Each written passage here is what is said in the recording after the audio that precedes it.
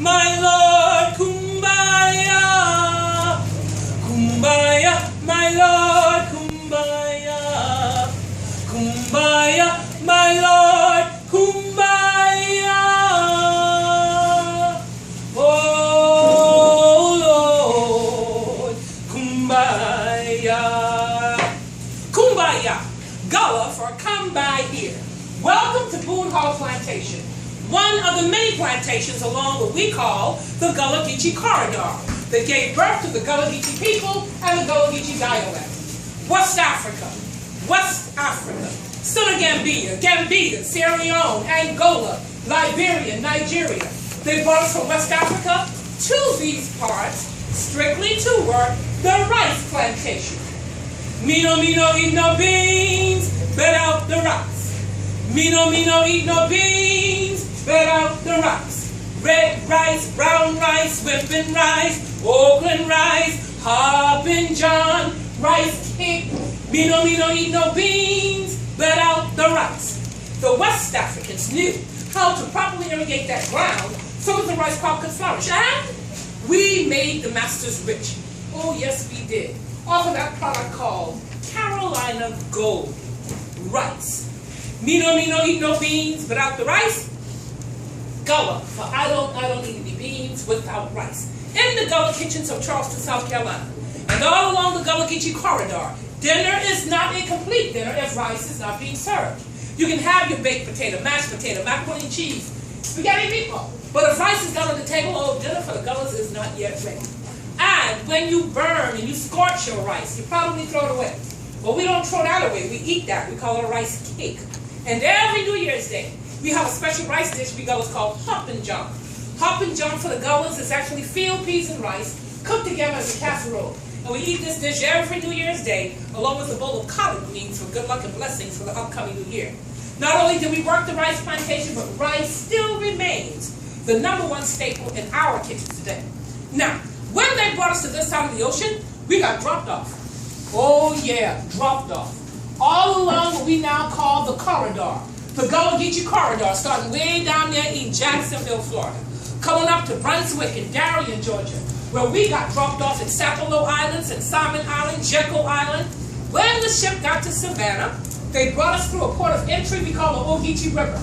When it landed in Beaufort, we got dropped off at Port Royal. From there, we ended up on the Fusky Island, St. Helena Island, Ladies Island, what's known today as Hilton Head Island.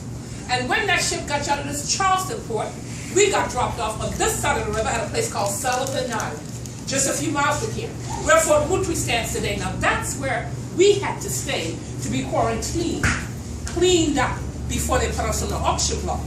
Well, now after emancipation, we were free. Most of the Gullah Geechees that did go up north towards New York and Canada, the rest of them ended up settling on all the different sea islands here in Charleston. Johns Island, James Island, Wardmore Island, Eddystone Island, Young's Island, Seabrook, Kiowa Island, full of Gullah Geechees at one time, even Sullivan Island. You travel up 17 north, about 50 miles, you get to an area we call Georgetown, South Carolina. Now Georgetown too was well known for their many rice plantations back in the day, more so than Charleston. Michelle Obama's great-grandpappy, her mother's great-grandfather, was born, lived, and worked that rice plantation in Georgetown, and that plantation was put on the market about 6 years ago.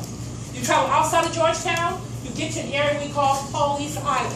And between Pawleys Island and Myrtle Beach, there's another little island we call Sandy Island, S-A-N-D-Y, a little small island, full of Gullah Geechees, but they don't want no bridge built on their island. And all these years, the only way they've been getting back and forth has been by their own means, boat or raft. But about 2 years ago, they made an appeal to the federal government for funds so that they could purchase their first official ferry. And about 8 months ago, they were donated a small pontoon so that they'll be able to transport their children from off the island to the nearby schools in Georgetown County. You travel outside of Myrtle Beach, you got Little River, South Carolina, Little River, North Carolina, and Wilmington, North Carolina. And we call that entire stretch from Jacksonville, Florida, to Wilmington, North Carolina, and some parts of Virginia, the Gullah Geechee Corridor, the port of entry for the West Africans, brought to these parts of the Americas in slavery. Now, I know you've read and heard, or possibly not read and not heard, the stories about what happened to us when we first got to this side, how we got beat, how we got flogged, how we got our limbs cut off when we tried for right way. Oh yeah, all them things happened, even some worse. But we as a people, there was nothing they could do back in the day but keep the stories in their hearts, for sing their songs, for do their dance, for laugh, for make merry whenever they got a chance. That's how they survived. Now keep in mind, you had a few of them fellas that got treated okay by the master because they worked for him in some special capacity. But for the average slave on the many different plantations, oh, they did endure harsh and severe mistreatment. But eventually that too had to let up so that they could get the work done that they were brought to this side to do. Now Boone Hall Plantation at one time was just somebody's piece of land. Major John Boone, an Englishman, coming all the way from Barbados, and bringing along with him his own set of slaves from Barbados, well, he acquired portions of this property through what we call a land grant. And he was given 468 acres as a wedding gift after marrying General Patey's daughter, Elizabeth Patey, gifted to them by his father-in-law. Well, they decided to put us to work in three major crops: cotton, indigo, and rice. You call them the cash crops, the money makers. Now, they grew all the smaller crops, but those three were the big money makers. But out of those three, the biggest for the Boone family was actually the indigo. Now, indigo is a plant brought to these Americans from the West Indies, and this plant produces a blue and purple dye. Well, back in the day, them fellas had to get up every morning and collect urine by the bucketfuls. The urine was used in the fermenting and processing of the indigo dye. Well, Mrs. Boone falls sick, passes away. Master Boone eventually passes away, and their son Thomas Boone inherits the entire plantation. And Thomas was one of 8 children, but he was given the entire plantation. Only kept it for a few years. He sold it. It changed its hands several times. Then in the early 1800s, the Hallbacks came to Boone Hall. Now, Mr. Hallback was from Germany. Coming to this plantation, he brought along with him his 2 sons and their families and his 1 brother. And they all decided to go into the brick-making business together. The slaves under the Hallbacks, oh, they were putting out millions of brick over Boone Hall every year, providing brick for what stands today as many of our historic buildings, historic homes, historic churches, historic streets, historic sites, scattered all across Charleston, other cities across the state, and outside the state of South Carolina. When we talk about original brick made by slave hands, all 9 of those slave cabins, all that brick, handmade by slaves right here at Boone Hall. The brick quarry was actually located on the other side of the plantation. Not original roofing on those slave houses, and not original woodwork, but original brick.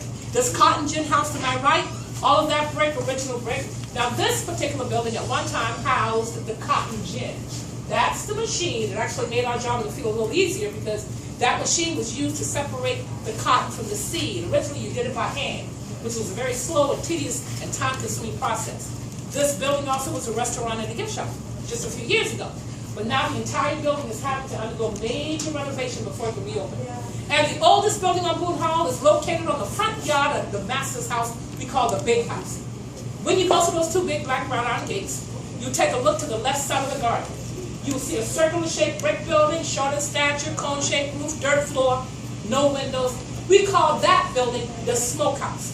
That's where we kept the master's meat fresh. No refrigeration, no freezing. We did it through what we call smoking the meat. They would kill the wild game. Deer, turkey, quail, duck, geese, hog, pig. We had to skin it, clean it, gut it out, salt that meat down heavily. Then they would hang the salted meat from the ceiling of the smokehouse. Then the fellas would have to start a fire on the ground, and this fire would burn night and day.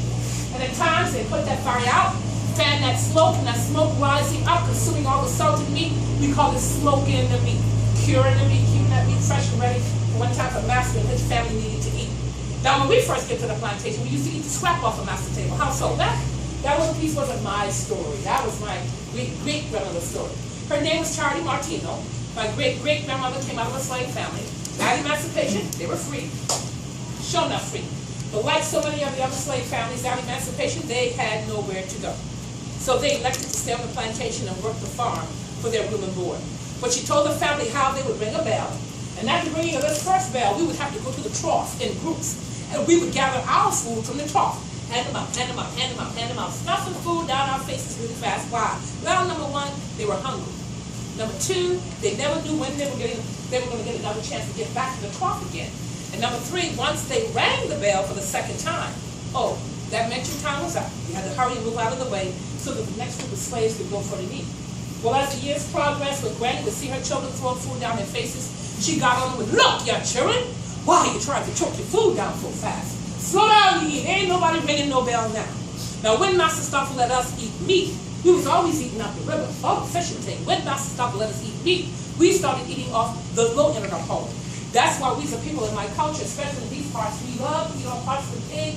We cook with our parts of the pig, especially in our soup pots. Pig foot, pig tail, pig knuckle, pig ears, hog head cheese, we call that souse meat. The lining of the hog stomach, we call that tripe. Yep, we're still eating all of that today. The skin of the pig and the hog, we fry that in the pigs and the hog's own grease and oil. And yes, our pigs and hogs are still manufacturing their own oil. It's not called Crisco or extra virgin, it's called lard. It's still as hard as it's lard. It makes a very good seasoned meat. And how low can you go? Well, let's try the hog's intestines. And yes, we're still eating the chitlins, that's what we call it, hog intestines. Now the key to a good tasting pot of chitlins, they just have to be clean, really well. A good 20-pound case of chitlins can take one person about a good 2 to 3 hours of thorough cleaning in order to render up a good tasting pot.